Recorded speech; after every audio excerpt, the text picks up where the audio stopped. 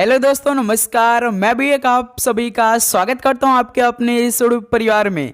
तो आप सब कैसे हैं? उम्मीद करता हूं आप सब अच्छे होंगे, स्वस्थ होंगे और आप सभी की UP triple SC PET exam 2025 की तैयारी बहुत अच्छी तरीके से चल रही होगी। तो साथियों, जैसा कि एग्ज़ाम स्टार्ट हो रहा है 6 सितंबर से, तो इसी 6 सितंबर को टारगेट करते हुए आज की इस क्लास में और आज से हम लोग प्रैक्टिस सेट की शुरुआत कर रहे हैं। तो पहले साथ ही हम लोग जितने भी आपके UP triple SC PET exam previous year में सवाल पूछे गए हैं उन प्रश्नों को देखने वाले हैं। तो आप जानते हैं कि UP triple SC PET exam हर एक टॉपिक से 5-5 क्वेश्चन पूछता है। तो आज की इस क्लास में सबसे पहले जो आपका ऑफिशियल टॉपिक है, एक तो भारतीय इतिहास के 5 प्रश्न पूछा जाएगा जो कि आज की इस क्लास में करेंगे। फिर राष्ट्रीय आंदोलन से 5 प्रश्न पूछा जाएगा, उन 5 प्रश्नों को देखने वाले हैं। भूगोल से 5 प्रश्न पूछा जाएगा। भारतीय अर्थव्यवस्था से 5 प्रश्न पूछा जाएगा।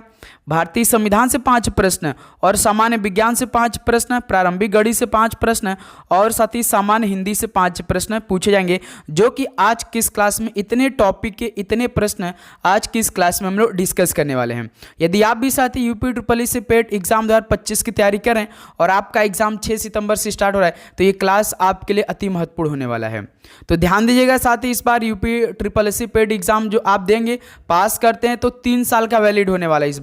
इस बार 3 साल बढ़ा दिया गया। तो अपनी तैयारी अच्छे रखिए, बस आराम से पढ़ते जाए। इन्हीं जो हम प्रैक्टिस सेट करा देते हैं इन्हीं को कर लीजिए, आप आराम से पास कर ले जाएंगे। 80+ स्कोर आराम से करेंगे आप अपने एग्जाम में, ठीक है। तो क्वेश्चन का लेवल देखिएगा, किस लेवल का पूछे गए थे प्रीवियस ईयर में, सेम उन्हीं क्वेश्चन को आज की इस क्लास में हम लोग डिस्कस करने वाले हैं।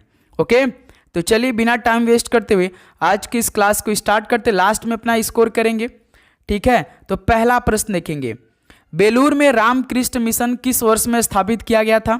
बताइए, बेलूर में रामकृष्ण मिशन किस वर्ष में स्थापित किया गया था? तो ये 1897 में किया गया था। पहले का सी ऑप्शन क्या हो जाएगा? बिल्कुल राइट आंसर हो जाएंगे। चलिए नेक्स्ट अगला सवाल कॉल करिएगा। क्वेश्चन नंबर 2 को, निम्नलिखित में से किसने 1925 में काकोरी ट्रेन लूट का षड्यंत्र रचा था? बताइए, किसने 1925 में काकोरी ट्रेन लूट का षड्यंत्र रचा था? बताइए। एक तो राम प्रसाद बिस्मिल और अशफाक उल्लाह खान ने रचा था। ऑप्शन यहाँ से आप सभी का राइट आंसर हो जाएंगे।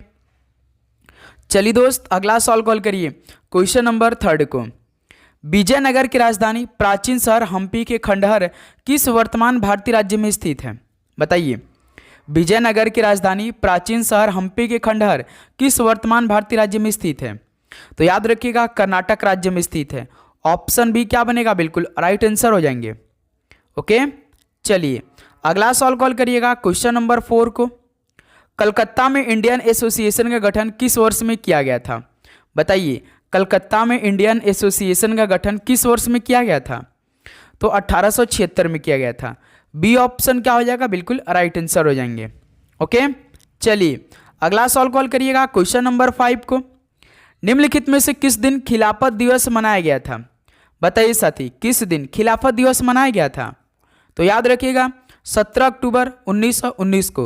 बी ऑप्शन बिल्कुल राइट आंसर हो जाएंगे। ओके, चलिए अगला सवाल कॉल करिएगा। क्वेश्चन नंबर 6 को, बंगाल विभाजन कब हुआ था?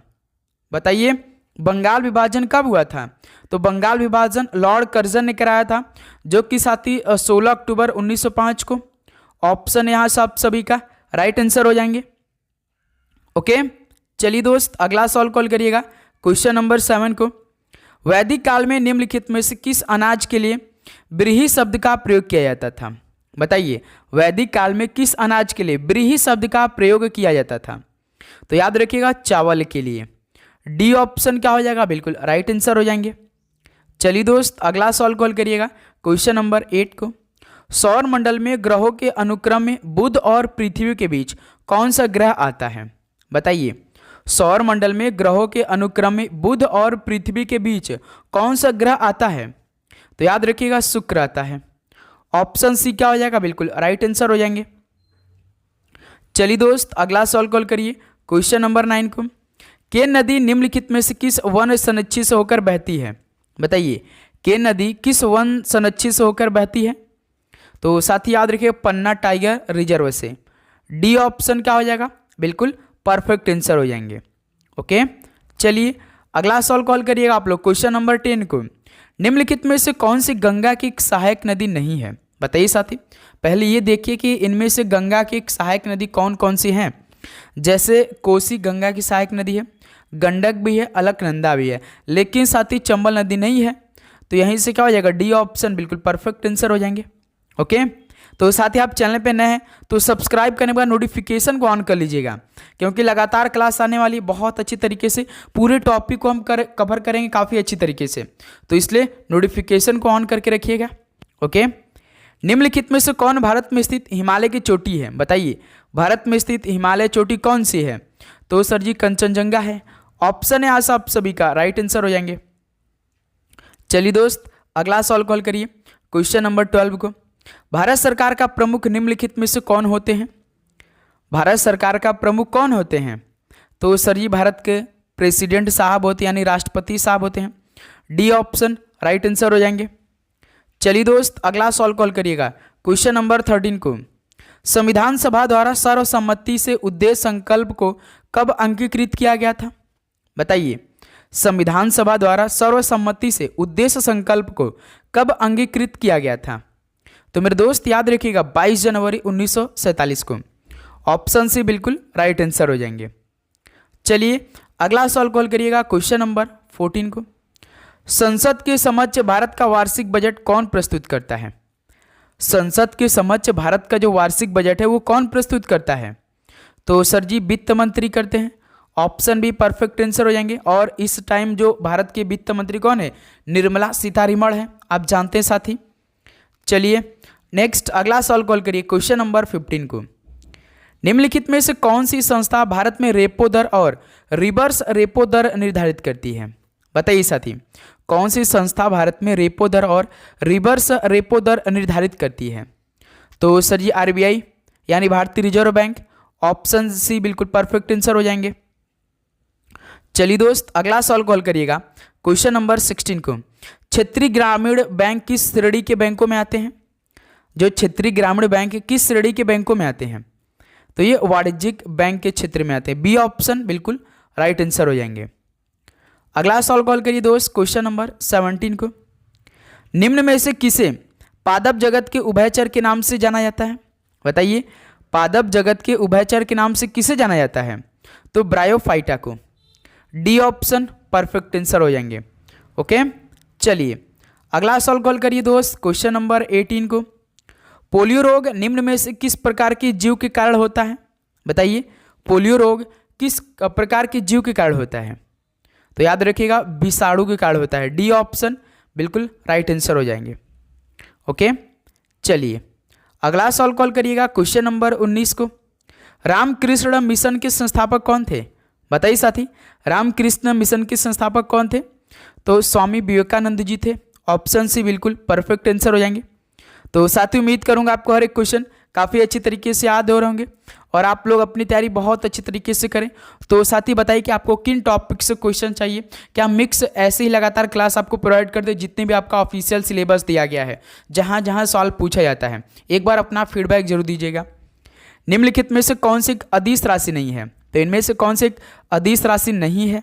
तो देखिए, तापमान एक अदिश है, आयतन भी है, समय, लेकिन बलागुण एक सदिश राशि है। डी ऑप्शन परफेक्ट आंसर हो जाएंगे। चलिए दोस्त, अगला सवाल कॉल करिएगा, क्वेश्चन नंबर 21 को। निम्नलिखित में से कौन कांग्रेस सोशलिस्ट पार्टी के संस्थापकों में से एक थे? तो कांग्रेस सोशलिस्ट पार्टी के संस्थापकों में से कौन थे? तो मेरे दोस्त याद रखिएगा राम मनोहर लोहिया थे। ऑप्शन है बिल्कुल राइट आंसर हो जाएंगे। चलिए दोस्त, अगला सवाल कॉल करिएगा, क्वेश्चन नंबर 22 को। इनमें से कौन सा शब्द भाववाचक संज्ञा नहीं है? ये हिंदी का सवाल है भाई। भाववाचक संज्ञा इनमें से कौन सा नहीं है? तो भाई याद रखिएगा, मनाही है, विद्वता है, खुशी है, लेकिन सोना नहीं है भाववाचक संज्ञा। तो सी ऑप्शन बिल्कुल राइट आंसर हो जाएंगे। चलिए दोस्त, अगला सवाल कॉल करिए, क्वेश्चन नंबर 23 को। किस व्यंजन का उच्चारण स्थान तालव्य है? तो किस व्यंजन का उच्चारण स्थान तालव्य है? क च ट त प। आपको मालूम होगा साथी ये, तो कौन सा इसमें झ है? झरना झ एक उच्चारण स्थान तालव्य है। बी ऑप्शन परफेक्ट आंसर हो जाएंगे। चलिए दोस्त, अगला सवाल कॉल करिएगा, क्वेश्चन नंबर 24 को। जिन ध्वनियों की गणना न स्वर में की जाती है और न ही व्यंजन में, उसे क्या कहते हैं? जिन ध्वनियों की गणना न स्वर में की जाती है न व्यंजन में, उसे क्या बोलते हैं? तो भाई याद रखिएगा, अयोगवाह उसे बोलते हैं। डी ऑप्शन राइट आंसर हो जाएंगे। ओके, चलिए 25 नंबर को हल करिए, क्या बनेगा राइट आंसर? स्वर तंत्रियों के आधार पर व्यंजनों को कितने वर्गों में बांटा गया है? बताइए साथी, स्वर तंत्रियों के आधार पर व्यंजनों को कितने वर्गों में बांटा गया है? तो मेरे दोस्त याद रखिएगा, 2 वर्गों में बांटा गया है। बी ऑप्शन राइट आंसर हो जाएंगे। चलिए अगला सवाल को हल करिए, question number 26। Select the word with the correct spelling. इनमें से करेक्ट स्पेलिंग कौन सा है? वॉन्किस, बेंटर्ड, ब्राहा, ये आपका ठीक है साथी, ऑप्शन सी। ये याद रखिए साथी, प्रीवियस में सवाल पूछा गया था, BROUHAHA होता है। ओके, ध्यान दीजिएगा। चलिए दोस्त अगला सवाल कॉल करिए, क्वेश्चन नंबर 27 को। Select the word with the correct spelling. एक और करेक्ट स्पेलिंग बताइए। इनवेलप एक गलत है, डॉर्सली एक स्पेलिंग खाली गलत होगा, तो बैंडेटरी बिल्कुल ठीक है। ऑप्शन बी परफेक्ट आंसर हो जाएंगे। ओके, चलिए अगला सवाल कॉल करिए दोस्त, क्वेश्चन नंबर 28। रीजनिंग के सवाल देखिए, 27, 45, 9, 15, 3, 5 यहाँ पे क्वेश्चन मार्क है। तो मेरे दोस्त जैसे 27, 45, 9, 15, 3, 5 ये आप सभी को हल करना है। क्या बनेगा इस सवाल का राइट आंसर? हल करिए आप लोग। तो ध्यान दीजिएगा, देखिए पहले 9 का 9 3 27, 15 तिया 45, उसका 3 त्रिक का 9, 5 तिहाई 15, फिर 3 का 3 में करेंगे तो कितना आएगा साथी? 9 आएगा कि 1 आएगा? तो मेरे दोस्त यहाँ से 1 आ जाएगा, यानी ऑप्शन ए यहाँ इस सवाल का बिल्कुल परफेक्ट आंसर हो जाएंगे। चलिए दोस्त अगला सवाल कॉल करिए, क्वेश्चन नंबर 29 को। यदि किसी सांकेतिक भाषा में लूज को MQVI लिखा जाता है, तो गेन को उसी भाषा में कैसे लिखा जाएगा? बताइए साथी। जैसे आप देखिए LOSE लूस है, तो अब क्या करते हैं, सबसे पहले इनका कोड हम लिख देते हैं MQVI, ठीक है। तो सबसे पहले इन अक्षरों का हम लोग कोडिंग करेंगे। L साथी होता है 12, O होता है 15, S होता है 19 और E होता है 5, M होता है 13, Q होता है 17, V होता है 22, I होता है 9, ठीक है। देखिए 12 से 13 प्लस 1 क्या है, 15 से 17 प्लस 2 क्या है, 19 से 22 प्लस 3 क्या है, और 5 से 9 यानी प्लस 4। तो सीरीज देखिए पहले प्लस 1 प्लस 2 प्लस 3 प्लस 4 किया है।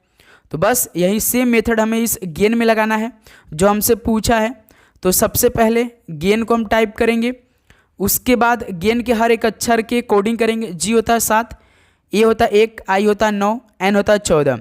तो प्लस 1 इसमें करना है, प्लस 2 इसमें करना है, प्लस 3 इसमें करना है, प्लस 4 इसमें करना है, ठीक है। तो ध्यान दीजिएगा साथी, 7 1 8, 2 1 3, 9 3 12, 14 4 18, ठीक है। तो 8 पे H होता है और 3 पे C होता है, 12 पे L होता है, 18 पे R होता है। देखिए HCLR ऑप्शन डी।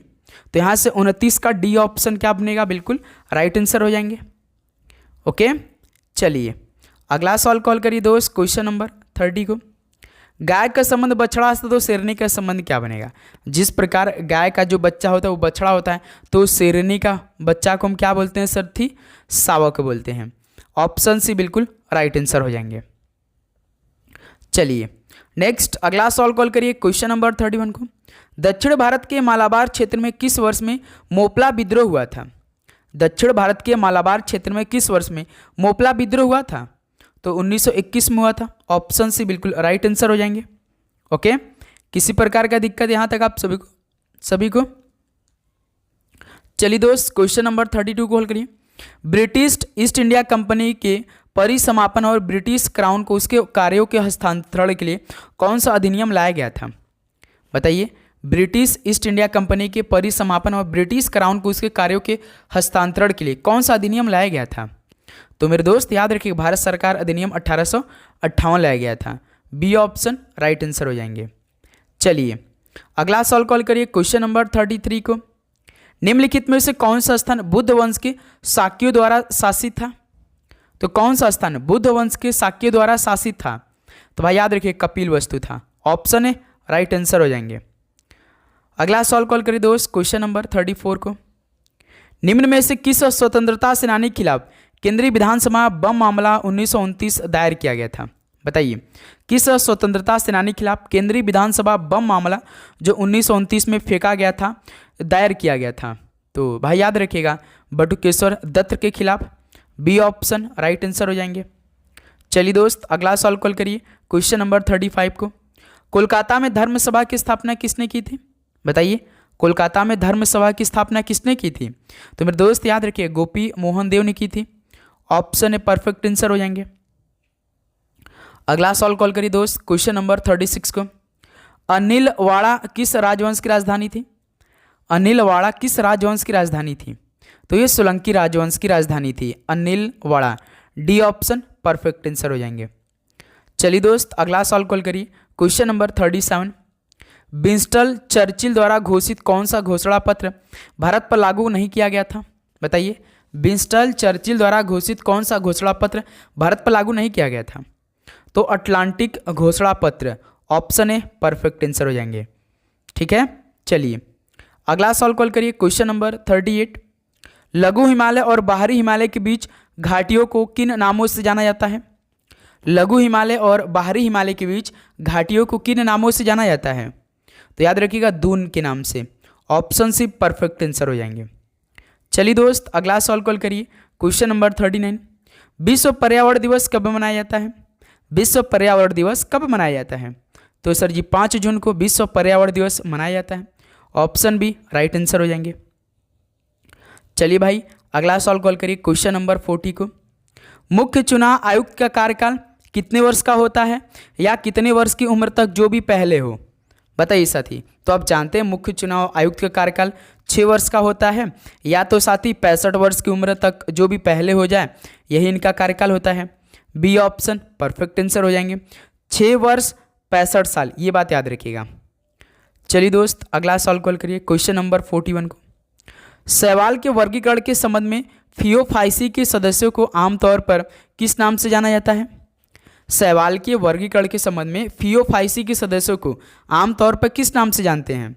तो भूरे शैवाल के नाम से, brown. D option perfect answer हो जाएंगे। चलिए दोस्त अगला सॉल्व कॉल करिए क्वेश्चन नंबर 42 को। पोलियो टीके के लिए नैनो पैच का आविष्कार किसने किया? पोलियो टीके के लिए नैनो पैच का आविष्कार किसने किया था? तो याद रखिए, मार्क कैंडल ने किया। बी ऑप्शन परफेक्ट आंसर हो जाएंगे। चलिए दोस्त अगला सॉल्व कॉल करिए क्वेश्चन नंबर 43 को। मज्जा यानी कोलेजन के गठन में कौन सा विटामिन मदद करता है? मज्जा कोलेजन के गठन में कौन सा विटामिन हेल्प करता है? तो विटामिन सी करता है। डी ऑप्शन परफेक्ट आंसर हो जाएंगे। चलिए दोस्त अगला सॉल्व कॉल करिए क्वेश्चन नंबर 44 को। यादगीर, बीदर और गदग जिले ये किस राज्य में स्थित है? बताइए, यादगीर, बीदर और गदग जिले किस राज्य में स्थित है? तो भाई याद रखिएगा, ये आपका स्थित है कर्नाटक राज्य में। ऑप्शन बी परफेक्ट आंसर हो जाएंगे। चलिए दोस्त 45 नंबर कॉल करिए। बांधवगढ़ टाइगर रिजर्व किस राज्य में स्थित है? बांधवगढ़ जो टाइगर रिजर्व है ये किस राज्य में स्थित है? तो ये एमपी में यानी मध्य प्रदेश में। ऑप्शन सी परफेक्ट आंसर हो जाएंगे। चलिए भाई अगला सॉल्व कॉल करिए क्वेश्चन नंबर 46 को। भारत सरकार ने 1948 में ऑपरेशन पोलो कोड नेम के तहत किसको अपने अधिकार में लिया था? बताइए, भारत सरकार ने 1948 में ऑपरेशन पोलो कोड नेम के तहत किसको अपने अधिकार में ले लिया था? तो भाई हैदराबाद को। ऑप्शन बी परफेक्ट आंसर हो जाएंगे। चलिए अगला सवाल कॉल करिए क्वेश्चन नंबर 47। भारत के पहले चीफ ऑफ डिफेंस स्टाफ कौन थे, यानी सीडीएस भारत के पहले कौन थे? तो सर जी बिपिन रावत थे। बी ऑप्शन परफेक्ट आंसर हो जाएंगे। चलिए दोस्त नेक्स्ट अगला नंबर कॉल करिए क्वेश्चन नंबर 48 को। प्राचीन भारत के राजाओं की प्रशंसा में रचित शिलालेखों को किसके रूप में जाना जाता है? प्राचीन भारत के राजाओं की प्रशंसा में रचित शिलालेखों की किसके रूप में जानते हैं? तो प्रशस्तियों के रूपों में जाना जाता था। डी ऑप्शन परफेक्ट आंसर हो जाएंगे। चलिए दोस्त अगला सवाल कॉल करिए क्वेश्चन नंबर 14। जो शब्द संस्कृत भाषा में उत्पन्न या विकसित हुए हैं क्या कहलाते हैं? जो शब्द संस्कृत भाषा में उत्पन्न हुए या विकसित हुए उसे क्या कहते हैं? तो भाई तत्सम बोलते हैं। ऑप्शन है राइट आंसर हो जाएगा। चलिए दोस्त लास्ट क्वेश्चन बताएंगे इस 50 नंबर का। व्युत्पत्ति के आधार पर किलकिल कौन सा शब्द है? व्युत्पत्ति के आधार पर किलकिल कौन सा शब्द है? तो साथी देशज है, ऑप्शन परफेक्ट टेंस है। तो साथी आपको लगा सर इतना तेज क्यों क्लास करवाएं? भाई देखिए प्रीवियस ईयर के सवाल देखना हमें फटाफट करना है, क्योंकि हमें कुछ नया क्वेश्चन भी करना है। तो इसलिए साथी क्लास आपका बहुत ही सुपर फास्ट चलेगी, डेली क्लास। तो आपको मेंटेन बनाकर चलना है, हर एक क्वेश्चन को तैयार करना है। ऐसा नहीं कि आप नहीं याद करेंगे, हर एक क्वेश्चन की याद करेंगे। तो आप साथी चैनल पे नए तो सब्सक्राइब करके नोटिफिकेशन को ऑन करिए। तो चलिए मिलते हैं एक और नए क्लास के साथ। सभी को जय हिंद, जय भारत, पढ़ाई करते रहिए, ऑल द वेरी बेस्ट, धन्यवाद।